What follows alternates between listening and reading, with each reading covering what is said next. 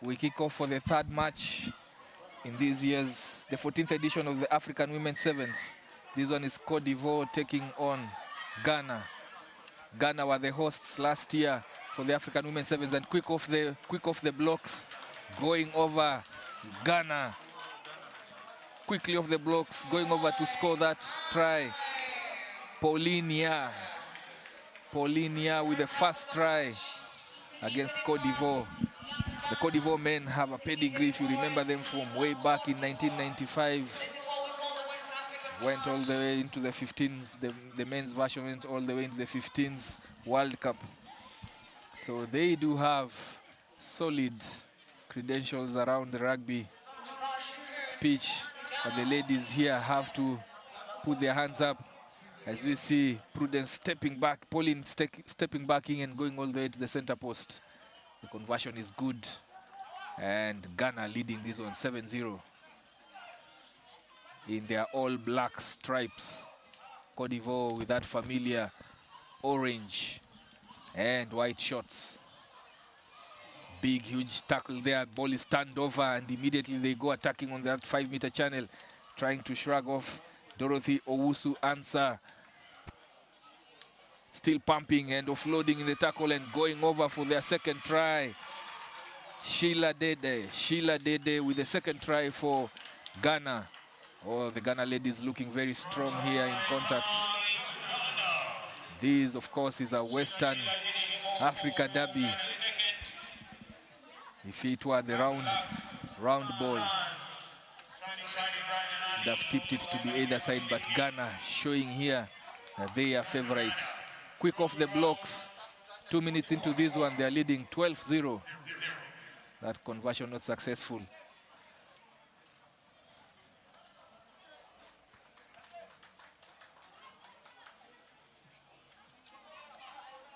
Kicking to restarters. Paulinia Mensah, scorer of the first try, puts it just into Cote d'Ivoire's half, and they make a meal of that one. It bounces back to Ghana, but a immediate turnover, which the referee penalizes Cote d'Ivoire for going off it, and a quick tap and go, going over for another try. Paulinia Mensah, very quick, puts it down for another try. And Cote d'Ivoire reeling here, not having possession, turning it over and doing everything wrong.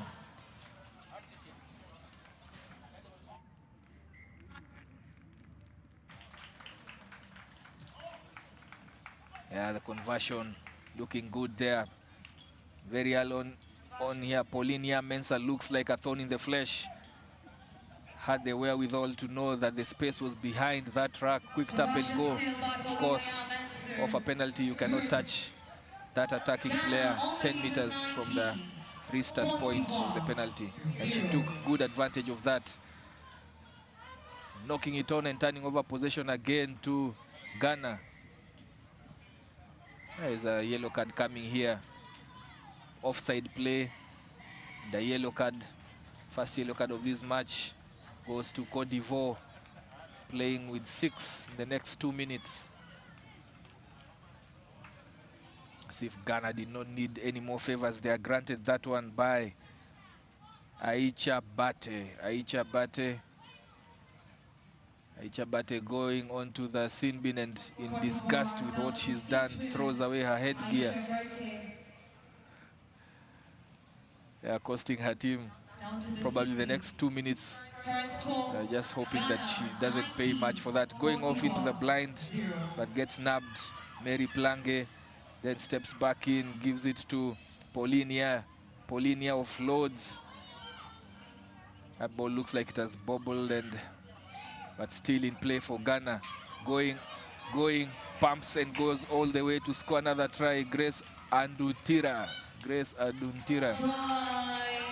with Ghana's 4th try in this first half, making Cote d'Ivoire pay for that. One man down. Not forgetting that they were the hosts of the last year's African Women's Sevens tournament on the University. This third match we're seeing here, big score. Dominating Ghana 22. Paulinia Mensah, captain of this Ghanaian side. Ghanaians are not hanging around, winning these comfortably in the first half. Looks quite similar to the previous match. Gunning for a very big score in the first half, and Pauline, yeah, puts it straight into the bread and basket for Cote d'Ivoire's Julie Blue, who just goes into contact. It's turned over, and then another try coming here and loading for Ghana, going quick off the paces there in that turnover. Dorothy Owusu answer with her second try of the match.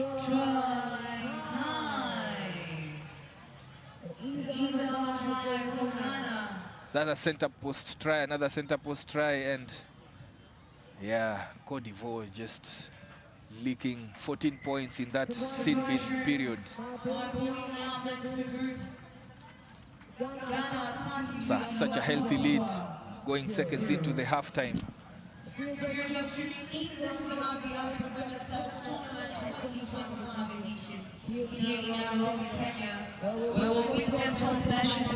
So joining me back on commentary here, we have Walter Orangi. And we do have good restart there, and they get themselves going. Goes into contact and just isolates herself, supporting players not coming in quickly. And it's a turnover. The captain pumping her legs into the center, the heart of Cote d'Ivoire's defense. They have a man out wide. Ball doesn't reach her. But again, Ghana just too good for Cote d'Ivoire in this first half with another try, center post try. And that one,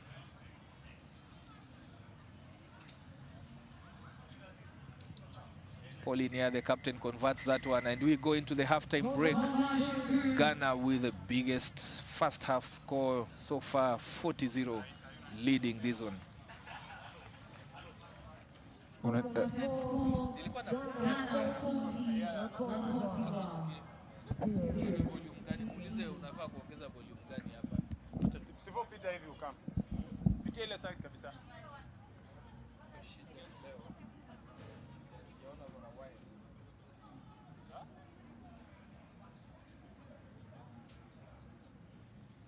Change ama tuongeze kwa tatu.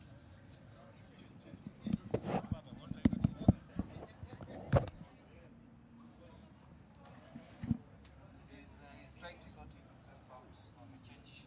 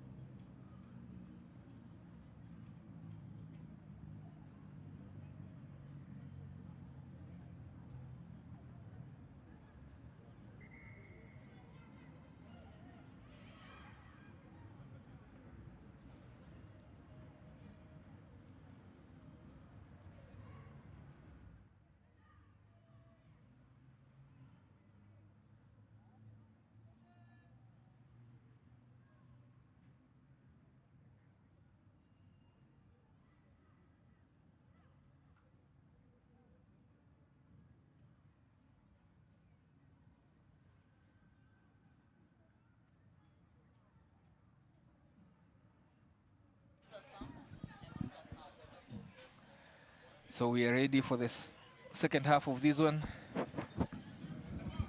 Ghana with a very healthy lead into the first half.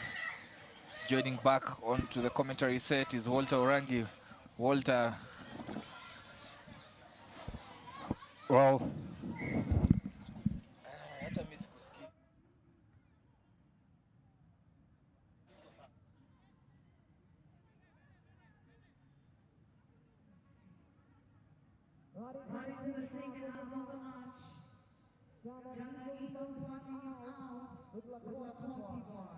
On the lead, the Dominicans scoreboard is Ghana 40-0. We are privileged to have the marching issue secretary, Precious All Pascal, right. with history in this year's 2025 Rugby World Cup as the first It's Ghana with a healthy 40-0 lead. to Women's Rugby World Cup. This is Rugby African Sevens tournament here in Nairobi. Other qualifiers were announced. Were you set to watch 12 nations battling out for continental glory? On the attack, Second half of the match, Ghana Eagles, Ghana, second half, 5:44 to go. Cote d'Ivoire 0. Ghana Yeah. quickly with the wristed, catching the Cote d'Ivoire side napping.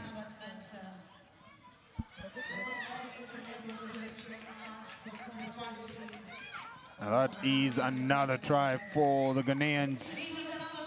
And going over for the Ghanaians is none other than Sheila Didi Tete. Going over for yet another 5-pointer. Ghana 45, Cote d'Ivoire 0. Yeah, a very big score here for Ghana, and it's such a problem because you quickly realize that these big scores, especially neighborhoods, Ghana versus Cote d'Ivoire, you'll expect that they have some, some feel of each other in that western side of Africa. But on the scoreboard, Ghana looking really strong. Yeah, very strong there. Looking at the pictures there as Tete just battled everyone on her way to the try line. That's a big, powerful player there.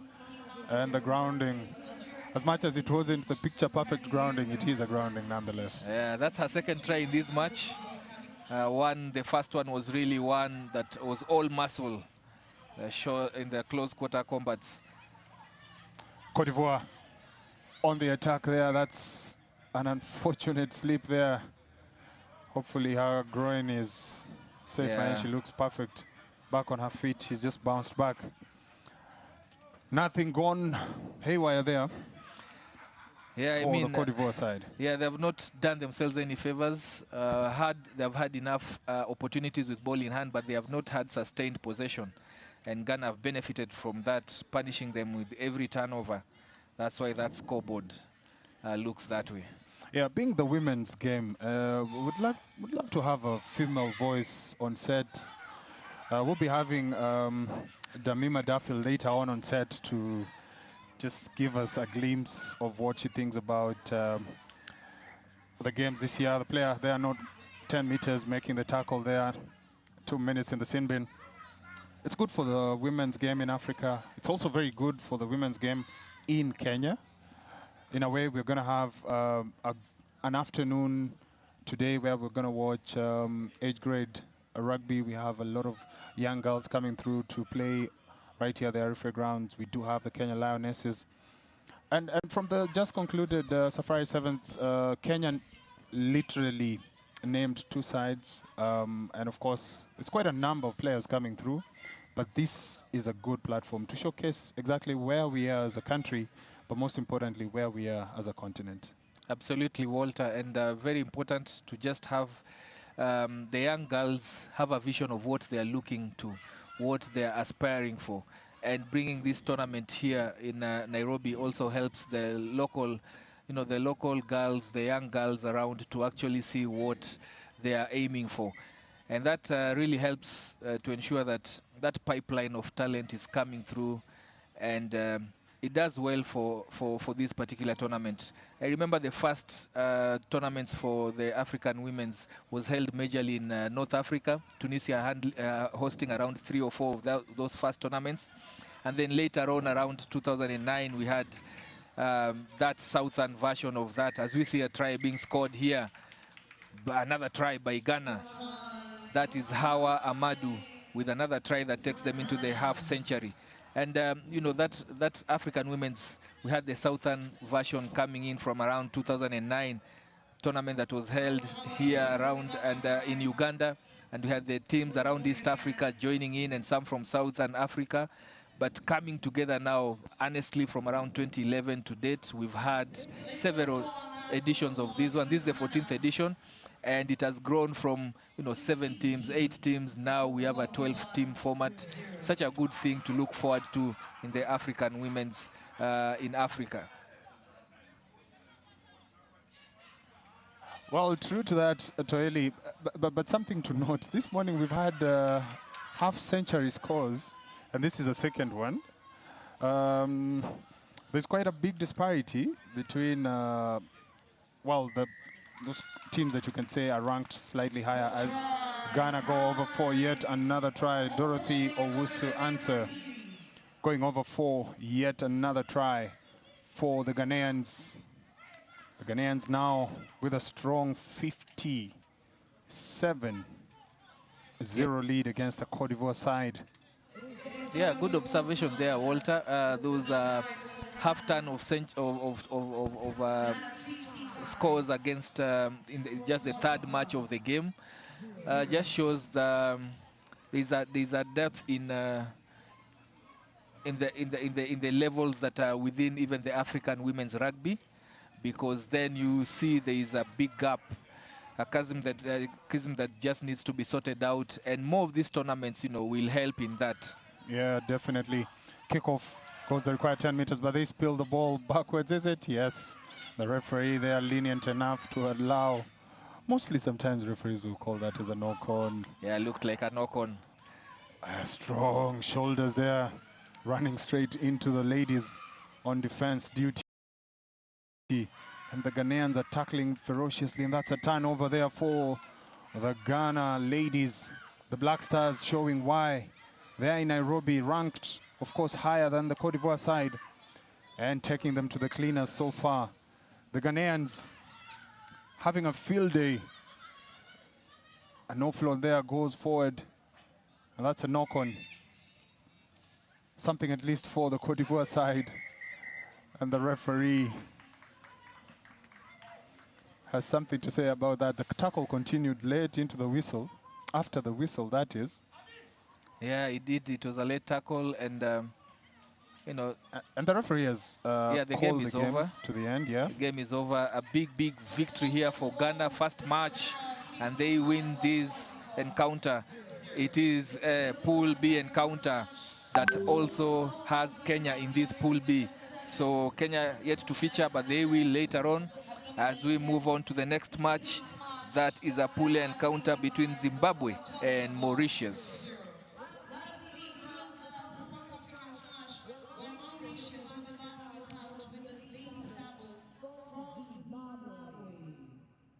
If you're just tuning in, welcome to Rugby African Women's Sevens Tournament D1 of the iconic Arab grounds, which was all rugby here in Kenya.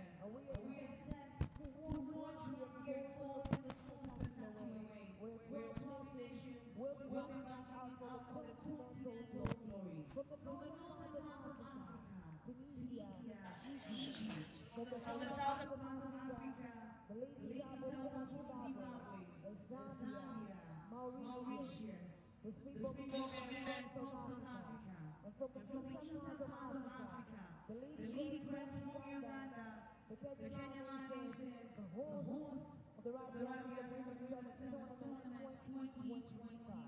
And from the western part of Africa, the Eagles from Ghana, the Burkina Faso from Burkina Faso, and